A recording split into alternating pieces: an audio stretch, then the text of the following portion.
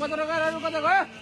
कोही आएन त यार, मान्छे छैन क्या? बेनी बजारमा पत्रकार सम्मेलन भनेको कोही आउँदैन त हो।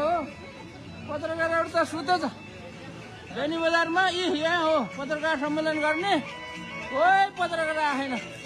सब बेनीको पत्रकारहरू सुत्यो त। ल हेर्नु खाली त खाली।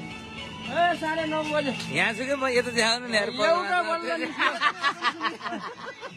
ल बेनीको पत्रकार सम्मेलन, महावीर पुनको पत्रकार सम्मेलन भनेको बेनीको पत्रकार सम्मेलनमा कोही आएको छैन अहिलेसम्म। यस्तो पत्रकारहरू मान्छे पनि आएको छैन, पत्रकार पनि आएको छैन। ल यस्तो ल महावीर पुनलाई त जोकर पो बनायो त। ल हेर तेरिका। ल साथी हो, ल हेर्नु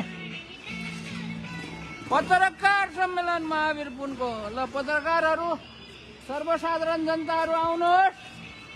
ल सर्वसाधारण जनताहरू आउनुहोस्, प्रश्न सोध्नुहोस्। पत्रकारहरूले मात्र सोध्ने भन्ने छैन, जनताले प्रश्न सोधेको हुन्छ। ल ल ओ हल्ला गरेको अलिअलि मान्छेहरू आउनु थाल्यो। ओ अमेरिकाबाट सरिता भन्ने पनि बहिनी पनि आएको छ। हेर्छ फोटो खिच्छ, हाँसेको छ। एउटा पत्रकार हरिकृष्ण भन्ने पत्रकार बल्ल यहाँ देखा पर्यो। पत्रकार सम्मेलन त गर्दैनन् कि क्या साथीहरूको कुरा?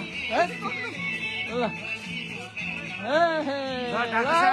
डाक्टर साहब नमस्कार। पत्रकार सम्मेलन आयो। डाक्टर साहब नमस्कार। नमस्कार। हजुरको त्यो 11 लेखेको हजुरको बारेमा के को 11? विद्यार्थीलाई पढाउँछु। ए क्लास शिवाङ्गु मास्टर हो। ल ल हेमाविको। ल हल्ला गर्नु म यता ल पत्रकार सम्मेलन भनेको 9:30 बजे टाइम दिएको। 9:30 बजे ठ्याक्कै 9:30 बज्दाखेरि पनि म त यहाँ 9:15 मा आएको थिएँ। 9:15 मा आउँदाखेरि त एउटा मान्छे पनि थिएन। ल यस्तो पनि पत्रकार सम्मेलन गर्ने? हजुरले फेसमा 9:30 लेख्ने अनि हामीलाई झुक्काएर 9 बजे भन्ने।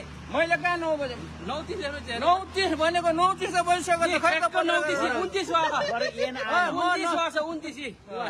शिक्षकले सोध्नुहोस्। बरु एन आएन कि एन आउँछ भनेको लास्टमा। अब म यहाँ म प्रधानमन्त्री भएपछि यहाँ आउँछ। ल शुभकामना हजुर। हाम्रो ल आउनु यो पत्रकारहरू शिक्षक सोध्नु।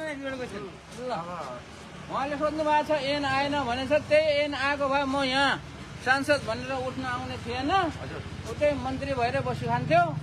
अब एन आएन र अनि यहाँ सांसद हुन आएको। एउटा कुरा राम्रो छ, हजुरले त्यो गरेको सिम्पल लाइफ हाइक भन्ने